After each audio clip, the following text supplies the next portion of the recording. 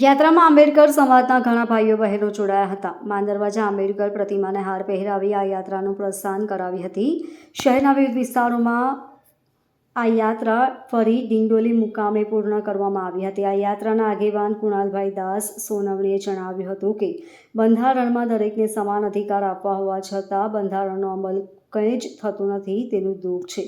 નો પરિચય, કઈ જગ્યા પર શું કાર્યક્રમ રાખ્યો, આનો ઉદ્દેશ્ય શું છે, કઈ જગ્યા પર આ યાત્રા ફરવાની? મારું નામ કુણાલભાઈ દાસ સોનવણે, સુરત શહેર આંબેડકરી સમાજનો આગેવાન છું. આજે ડૉક્ટર બાબા સાહેબ આંબેડકરજીના 135મી જન્મ જયંતિના ઉપલક્ષ્યમાં આ યાત્રા સામાજિક ન્યાય યાત્રા જેને નામ આપવામાં આવ્યું છે. આજે પણ ભારતીય બંધારણના સમતા, સ્વતંત્રતા અને બંધુતાના જે નિયમો છે એના આધાર પર પણ આજે કામ થતું નથી. આજે ભારત દેશમાં સંવિધાન લાગુ છે તો પણ અમુક એરિયામાં, સુરત જેવા અમુક એરિયાઓમાં અમારા સમાજને મકાનો મળતા નથી. એમને વેચાતા લેવા હોય કે ભાડેથી લેવા હોય તો પણ એમને તકલીફો આપવામાં આવે છે. જાતિના કારણે એમને નકારવામાં આવે છે. આજે આપણે ભારત દેશમાં રહીએ છીએ, સંવિધાનનું પાલન કરીએ છીએ, અને તો પણ આવું જો થતું હોય તો આ આપણા માટે શરમ જેવી વાત છે.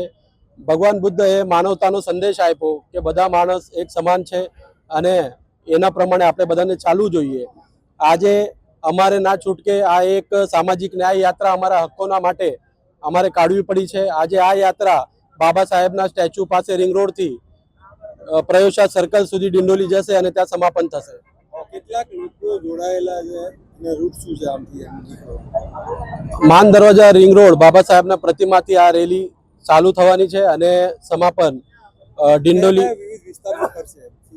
હા, આ રેલી અત્યારે પ્રતિમા પાસેથી શરૂ થશે, પછી ભાટેના, ધરતી નમકીન, ભીમનગર, નવાગામ અને ડિંડોલી પાસે સમાપન થશે. કેટલા લોકો જોડાયા? હવે જેવી રીતે રેલી આગળ જશે એ રીતે લોકો જોડાતા જશે અને અત્યારે આશરે બહુ મોટી સંખ્યામાં લોકો જોડાયેલા છે. Bureau report, LK star news, Surat.